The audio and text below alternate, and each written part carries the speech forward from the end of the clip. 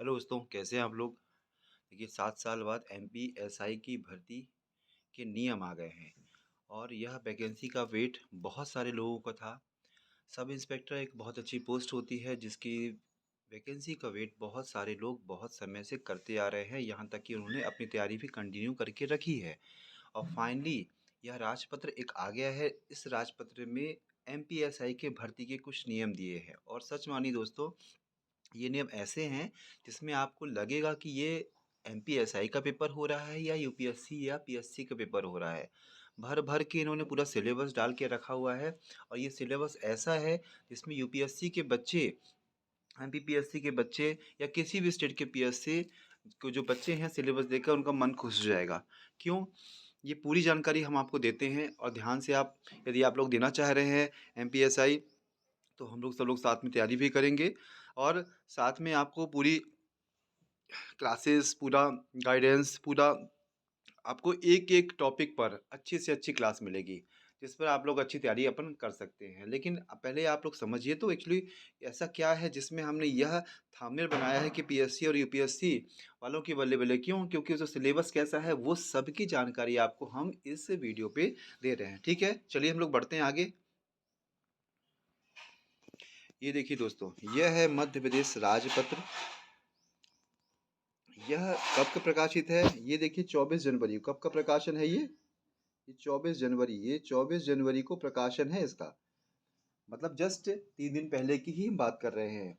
यह गृह विभाग से आया है। तात्पर्य इसका ये है कि इसकी परीक्षा गृह विभाग, मतलब सीधा सीधा कह सकते हैं कि हो सकता है पीएच को जो पुलिस प्रशासन है वह खुद अपने अंडर पे करवाए। शायद व्यापम इसकी परीक्षा नहीं ले, पीएससी इसकी परीक्षा नहीं ले, लेकिन जिसका पैटर्न है, सच मानिए ऐसे नियम जो भी देखेगा वो कहेगा आज तक हम लोग ऐसे नियम नहीं देखे हैं।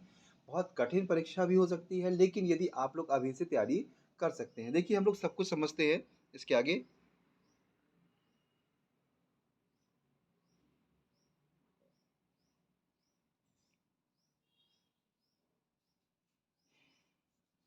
देखिए ये ध्यान से देखिए, पहला चरण, ये प्रथम चरण से अभिप्रेय है। बहुविकल्पीय प्रश्न होंगे, एक प्रारंभिक परीक्षा होगी। इसका तात्पर्य ये है कि जो परीक्षा है सबसे पहले स्क्रूटनी की जाएगी आप लोग की। स्क्रूटनी से तात्पर्य ये होता है कि जब बहुत सारे लोग कैंडिडेट होते हैं, फॉर्म भरते हैं, तो उसमें से कुछ सीरियस कैंडिडेट को निकालने के लिए एक स्क्रूटनी परीक्षा की जाती है जिसे हम लोग प्रारंभिक परीक्षा कहते हैं, प्रीलिम्स कहते हैं। ये यूपीएससी और एमपीपीएससी या किसी भी स्टेट पीएससी में आपने देखा होगा पहले प्रीलिम्स होता है।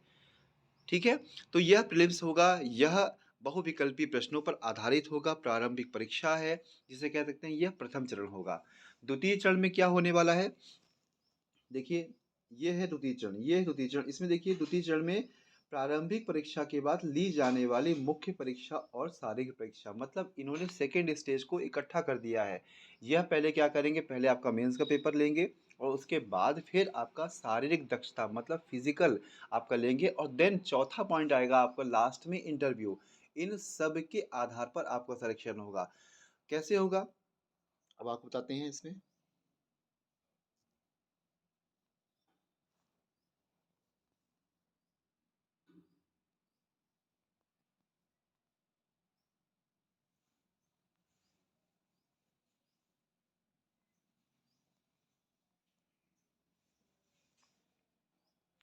देखिए कुछ पोस्ट बहुत सारी निकली हैं। इन पोस्ट की यदि बात करें तो ये पोस्ट की अलग अलग, ये है उप निरीक्षक रेडियो, उप निरीक्षक आयुध और उप निरीक्षक फोटो या प्रश्नाधीन दस्तावेज या अंगुल मतलब फिंगरप्रिंट्स वाले भी दिए गए हैं। मेन तो एसआई की निकली ही निकली है, साथ में ये भी निकली है कि इन 3 पोस्ट में यदि आपका बीएससी है, इलेक्ट्रॉनिक्स है, यदि आपने इंजीनियरिंग की हुई है, यदि आईटी से कुछ किया है, तो उसके आधार पर आप इसके एलिजिबल हैं। ठीक है, फिर उसके बाद शारीरिक माप मतलब कहीं ना कहीं फिजिकल भी इन्होंने स्पर्श दिए। ये सब हम लोग विशेष विस्तार से करते हैं। अब हम सीधा सा आते हैं किसमें, पहले स्टेज में। पहला स्टेज क्या है इनका? पहला स्टेज देखिए, ये है आपका लिखित परीक्षा। लिखित परीक्षा में बता रहा है, इसमें कह रहा है कोई भी ऋणात्मक अंक नहीं होंगे, अंक नहीं होंगे। प्रारंभिक परीक्षा प्राप्त अंकों की अंतिम चयन सूची कोई प्रासंगिकता नहीं होगी। प्रारंभिक परीक्षा जिसकी अवधि 2 घंटे की हो, कितनी होगी? 2 घंटे की अवधि होगी और कुल प्रश्नों की संख्या 100 प्रश्न पूछे जाएँगे। देखिए इनका तात्पर्य केवल ये है, हम सरल अर्थों में समझाते हैं। जो प्रारंभिक परीक्षा होगी, प्रारंभिक परीक्षा में पहली बात तो आपका जो भी प्रश्न आएँगे वो 100 प्रश्न आएँगे, 100 प्रश्न 100 नंबर के होंगे और इसका कोई भी आगे जाकर जो फाइनल सिलेक्शन होगा उसमें इन नंबरों का कोई भी आधार नहीं हो। केवल ये स्क्रूटनी है, ये क्वालीफाई परीक्षा है। इसमें आप केवल इतने मार्क्स लाने हैं कि आपका सिलेक्शन मेंस के लिए हो जाए। जब मेरिट लिस्ट बनेगी तो इसमें बिल्कुल भी आपका इस सिलेक्शन से तात्पर्य नहीं होगा कि आपने प्रीलिम्स में कितने नंबर पाए थे। बस आपका सिलेक्शन हो गया, आपने प्री क्वालीफाई कर लिया बस। ठीक है? अब देखो इसमें सिलेबस, सिलेबस मतलब कौन सिलेबस कर रहे हैं हम लोग? ये सिलेबस, इस सिलेबस में 10 टॉपिक दिए हैं। ये देखिए 10 टॉपिक दिए हैं। 10 टॉपिक से हर एक टॉपिक मतलब हिंदी, भाषाई बोध, ये भी 10 मार्क्स का आएगा। 10 क्वेश्चन मान लीजिए, ठीक है ना? फिर ठीक ऐसे ही हिंदी, अंग्रेजी भाषाई बोध है, विश्लेषणात्मक क्षमता है, इतिहास है, भूगोल, विज्ञान, नागरिक शास्त्र, बुनियादी कंप्यूटर ज्ञान, तर्क शक्ति, करंट अफेयर्स। ये 10 टॉपिक है, मतलब सीधा तात्पर्य इसमें हो रहा है कि हर एक टॉपिक से 10 प्रश्न आएंगे और इस प्रकार से 100 प्रश्न होंगे और ये 2 घंटे का होगा आपका और इसके आधार पर ही मेंस का सिलेक्शन होगा। ये क्लियर हो रहा है? इसमें किसी भी प्रकार का आपका अंतिम चयन में इसकी प्रासंगिकता नहीं, साफ साफ उसमें लिखा हुआ है। ठीक है? ये प्री का क्लियर हो गया? आप लोगों को कुछ डाउट हो तो आप लोग कमेंट्स कर सकते हैं। फिर सीधे हम लोग आते हैं, नेक्स्ट इसमें आ रहे हैं। अब मुख्य परीक्षा की बात करते हैं। इसमें क्या होगा, प्रीलिम्स यदि आप लोग क्वालिफाई कर गए तो उसके बाद क्या होगा?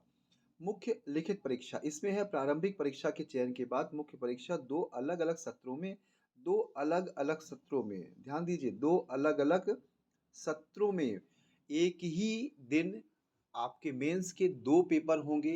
एक पेपर एक टाइम होगा, सुबह मान के चले, और दूसरा पेपर दूसरे टाइम होगा। और इसमें अधिकतम प्रत्येक प्रश्न जो है वो आपके 300 अंकों का होगा। मतलब दो पेपर ले रहे हैं तो टोटल कितना हो गया? टोटल आपके 600 मार्क्स। कितने हो गए आपके? 600। ये 600 मार्क्स टोटल होंगे। 300, जो 300 है, 300 मल्टीप्लाई 2, मतलब टोटल दो प्रश्न पत्र आपके 300 नंबर के होंगे। टोटल कुल मिलाकर 600 होगा और इसमें हर एक प्रश्न के जो मार्क्स होंगे वो कितने होंगे? 3 होंगे। ठीक है? अब हम लोग आते हैं सीधा सा, यदि कोई टेक्निकल है, टेक्निकल मतलब मान ले कोई रेडियो में है, कोई इलेक्ट्रॉनिक्स में है और कोई पीसीएम है, मतलब किसी ने बीएससी किया हुआ है, वो भी चाहें तो अलग से यदि उन्होंने फॉर्म भरा है रेडियो का, या तो उनका तीसरा चरण हो गया। ये पहले चरण तो ये हो गया आपका, दूसरा हो गया यदि उन्होंने टेक्निकल वाला भी भरा है तो उसको उसी दिन तीसरा पेपर आयोजन किया जाएगा और वह तीसरा पेपर भी देगा। ठीक है? ये क्लियर हो गया आपको कि इससे पहले प्रारंभिक परीक्षा में 100 प्रश्न, जिसमें से केवल जब क्वालिफाइंग है उसके आपके मुख्य परीक्षा या बाकी अंतिम चयन में आपके उसके नंबर नहीं जुड़ेंगे।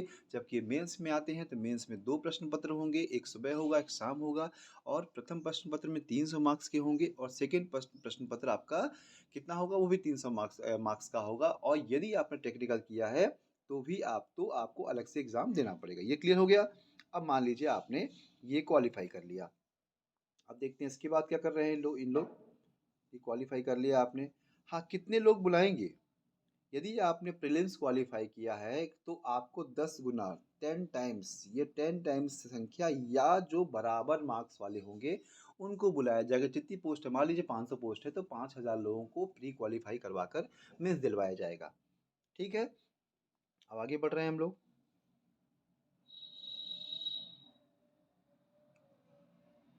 अब फिजिकल में आते हैं। मान लीजिए मेंस क्वालिफाई हो गया आपका, ये 100 अंकों का होगा। फिजिकल वाला जो परीक्षा होगी 100 अंकों की होगी, जिसमें 3 पार्ट रखे हैं उन्होंने, 800 मीटर, लंबी कूद और गोला फेंक।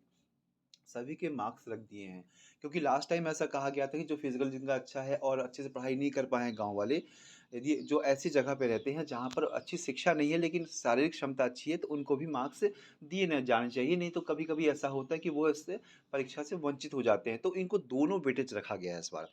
ठीक है? ये 100 मार्क्स का हो गया, 40, 30 और 30। ठीक है? ये क्लियर हो गया आपको? अब आगे बढ़ रहे हैं हम लोग।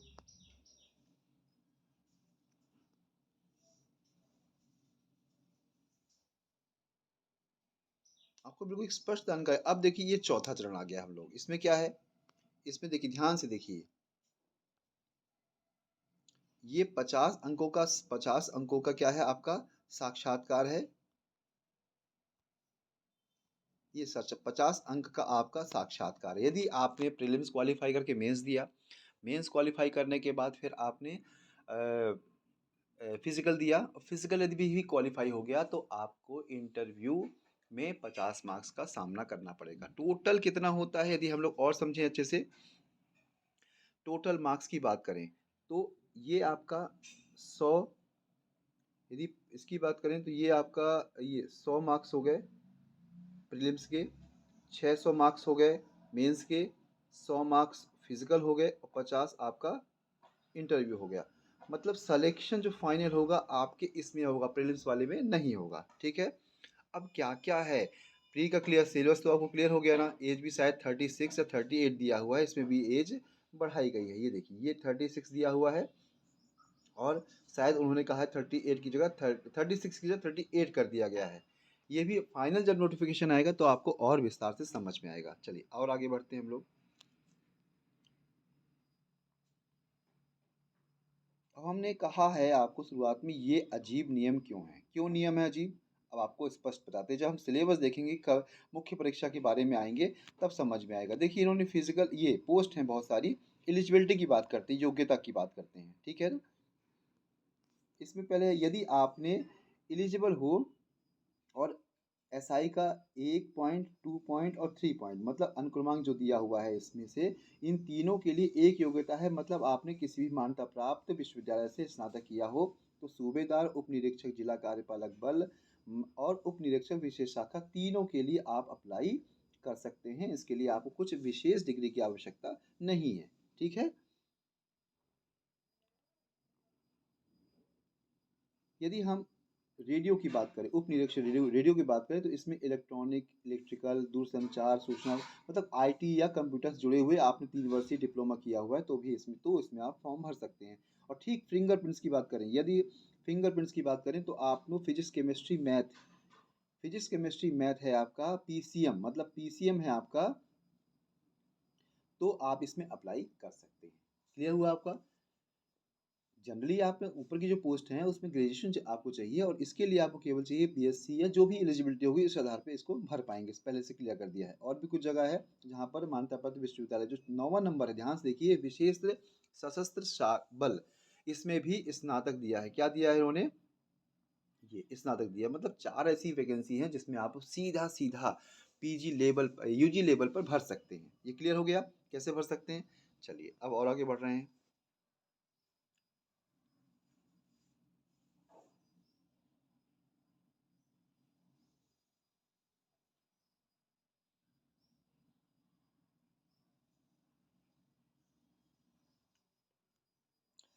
अब ये तो सामान्य से दिया हुआ है, ये कुछ डिपार्टमेंटल एग्जाम भी दिए है। अब हम सीधे आते हैं मुख्य परीक्षा, जो सबसे इम्पोर्टेंट था, जिसको हमने आपको थंबनेल बताया। ये है आपको मुख्य परीक्षा। इसमें क्या दिया है, प्रथम प्रश्न पत्र क्या होगा। इसके प्रथम प्रश्न पत्र में 2 घंटे होंगे, जो पहला पेपर मेंस में होगा उसके क्या है 2 घंटे होंगे। इसके अधिकतम मैक्सिमम क्या होगा, 300 अंक के होंगे और ये 2 खंड में विभाजित होगा। प्रथम प्रश्न पत्र भी 2 खंडों में विभाजित होगा और द्वितीय प्रश्न पत्र भी 2 खंडों में विभाजित होगा। वो हम देखते हैं क्या क्या कर रहे हैं लोग। ये क्लियर हो रहा है आपको। अब हम सीधा पहले खंड की तरफ आते हैं। ये है आपका 150 अंक का पहला खंड होगा, जिसमें से वस्तुनिष्ठ प्रश्न पूछे जाएंगे और सभी प्रश्न अनिवार्य हैं, गलत उत्तर के लिए ऋणात्मक मूल्यांकन होगा। अब बताइए, पहली बात तो आपको सभी प्रश्न करने हैं और दूसरा है आपको नेगेटिव मार्क्स। मतलब ये ऐसा नियम है कि आपको समुद्र में गोता भी लगाना है और मौत से चकमा भी देना है। कहने का तात्पर्य यह है कि दोनों ही स्थितियों में आपको वो कार्य करना ही है, आप चूक नहीं सकते। यहाँ तक यूपीएससी वगैरह बड़े एग्जामों में भी यदि माइनस मार्किंग रही है तो उसमें चॉइस रही है कि आपको नहीं करना है तो मत कीजिए। ये एकेडमिक सुसाइड है पूरी तरह से ही, क्योंकि आपको करना ही करना है। आप क्वेश्चन नहीं आ रहा तब भी अब करना है, अंदाज लगाना है। तो ये नियम क्यों बना है ये तो समझ से परे है। खैर देखते हैं हम लोग आगे। ये जो द्वितीय प्रश्न पत्र द्वितीय है, ये भी 2 घंटे का होगा। इसमें 300 अंक होंगे और ये भी क्या होगा, 150 अंकों का खंड का है, ये खंड का। इसमें भी सेम वही है, सभी प्रश्न पत्र पूछे जाएंगे, गलत उत्तरों के लिए ऋणात्मक अंक दिए जाएंगे, सभी प्रश्न अनिवार्य हैं। फिर वही आपको सेम इसमें भी वही चीजें हैं जो आपको इसमें करनी है। अब हम आगे बढ़ते हैं। जो खंड खा होगा दूसरा वाला, उसमें क्या है, सेम यही है। इसमें तर्क शक्ति का है, सभी प्रश्न अनिवार्य हैं, ऋणात्मक दिए जाएंगे और कैलकुलेटर की अनुमति नहीं है। आपको इसमें भी सभी प्रश्न करते हैं, जिससे मान लीजिए कोई मैथ वाला है, उससे मैथ नहीं बनती है अच्छे से, मान थोड़े बहुत मैथ करके उसने 2-4 क्वेश्चन कर लिए, लेकिन करना उसको सब है। मतलब जो उसे नहीं आता है उसके लिए भी उसको करना अनिवार्य है। ये अजीब का नियम है। खैर, अब सरकार है तो क्या कर सकते हैं हम लोग। अब सीधे हम लोग पाठ्यक्रम में आते हैं। पाठ्यक्रम, पहला पाठ्यक्रम जो होगा आपका, प्रथम प्रश्न पत्र के खंड आ पे चर्चा कहते हैं। ये क्या है, इतिहास और भारतीय समाज है।